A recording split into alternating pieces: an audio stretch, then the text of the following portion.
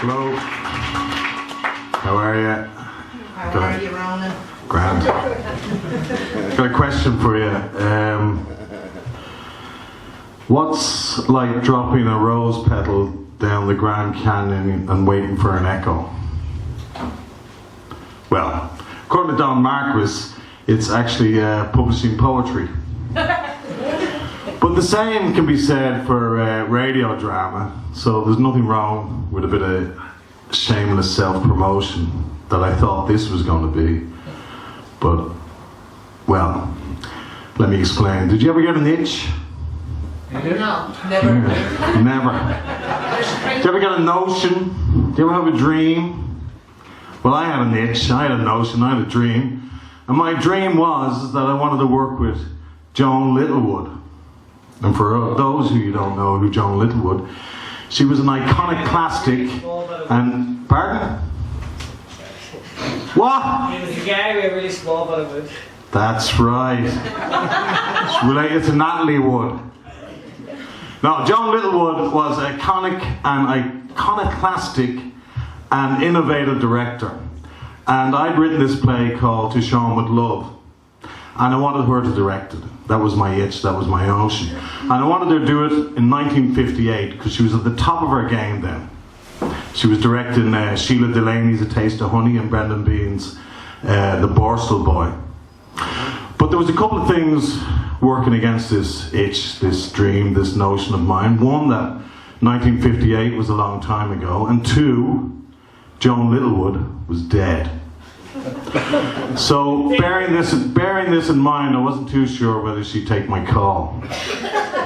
But after a few rings, she answered in that iconoclastic and innovative way of hers. She said, "What?" And I said, "I have this play, it's called To Sean With Love." Sounds dreadful. No, it's about Sean Kenny. He's a brilliant stage designer. He designed Oliver. He designed beautiful things. And I want you to do the play. She goes, "You got any songs in it?" I said, "No." "Well, you better get over here." So the next Monday, I caught the last BEA flight out of Dublin and I flew into London. Now I've got to say that this itch of mine, this scratch, this notion I had, turned out to be the worst mistake of my professional life. It started off all right. She met me outside the theatre workshop in Stratford East and she invited me in and she showed me around, and then we sat on the stage, and when she talked about the script, she says, "Ronan, your script about Sean Kenny's life is wonderful. You know, it illuminates his brilliant mind, his love affairs, his Tony Award, his set designs, but," and there's always a but, "it's predictable." I was kind of taken aback, you know. I said, "How do you mean it's predictable?" "Well, the beginning is at the start, the middle is in the middle, and the end is shackled towards the end. That's what we call in this neck of the woods predictable." But I said, Joan, you know, people live three-act lives, you know. They're born, they live, and then they die. It's a three-act structure. "Bollocks," she says. "Have you ever read Beckett?" I said, "No, I haven't read Beckett." So after an awkward pause, she said to me, "Ronan, if you want to work in this theatre, you got to start thinking differently." And you know, I did want to work in that theatre, and I did want to start thinking differently. So Joan arranged for me to have digs with Ted Hughes and Sylvia Plath. And the next morning, I was back in the theatre. And already I could see that things were beginning to slip out of my control. Joan had arranged a table reading with actors, and there was George from George and Mildred there. There was Peggy Mitchell from EastEnders, and there was Victor Spaghetti from Help and A Hard Day's Night there to do the funny voices. Anyway, Joan turned to me and says, "Ronan, I want you to prepare yourself. We're going to take a Brechtian approach." And I looked around to the other actors and they were all nodding in approval. The way actors nod in approval when they're not sure they got the job, you know. So I said, yeah, Brechtian approach is wonderful. So with that, Joan grabbed my script, ripped all the pages out of it, flung them up in the air, and as they became floating down, she said to Peggy, grab a page. She grabbed the page, says, what number? 257. That's where we'll begin. So for the rest of the morning, Joan just turned every scene on its head, turned the dialogue inside out, and sent it spinning into the refractive light of improvisation. By the end, by 1 o'clock, I hardly recognised the script that I slaved the whole afternoon over. After lunch, I approached her about the songs. She says, Lionel Park's doing the songs. I said, what do you mean Lionel Park's? I'm going to do the song. Lionel Park is doing the songs.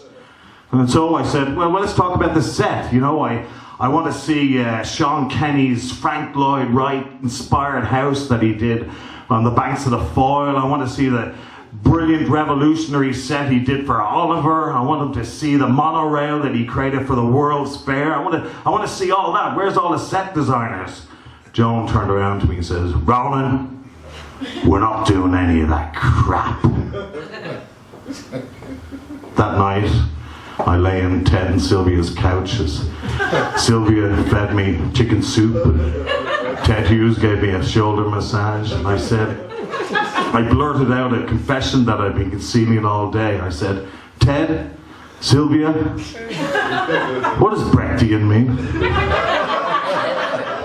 So Ted Googled it. He goes, oh, a Brechtian approach is wonderful. You see, what Sean Kenny did was he stripped everything away, you know. He stripped everything away and he revealed the back wall and the stage lighting. He didn't pretend it wasn't pretend. In essence, he was the fine art of suggestion is what he did on the stage.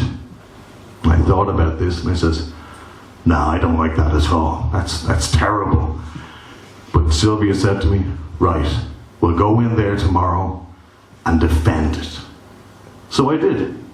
The next day, I went into the theatre and I went right up to freaking Joan Littlewood and I pointed my finger right into her chest and I accused her of artistic thievery for her own solipsistic needs.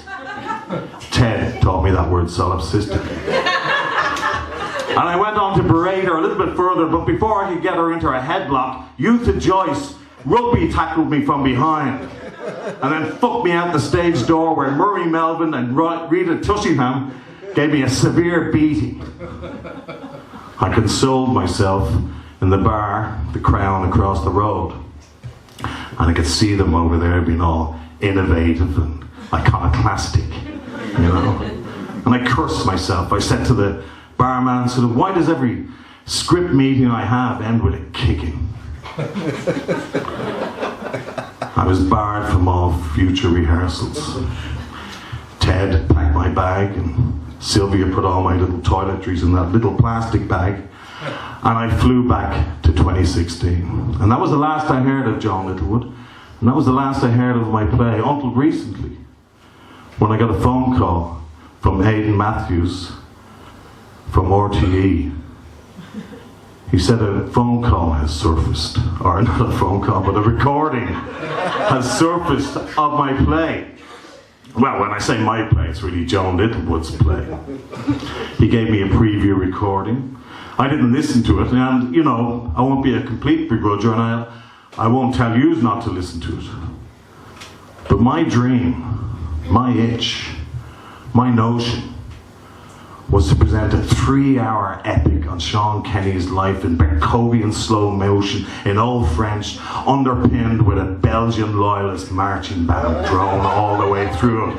But if you want to hear Joan Littlewood's version, go on to the RTE website, because there you will hear a man's dreams being shattered by sketches, songs, funny pieces. So you go ahead, you do that, you download it, you stream it, podcast the bejesus out of it. But I will say this to you. Next time you have an itch, just go to a dermatologist.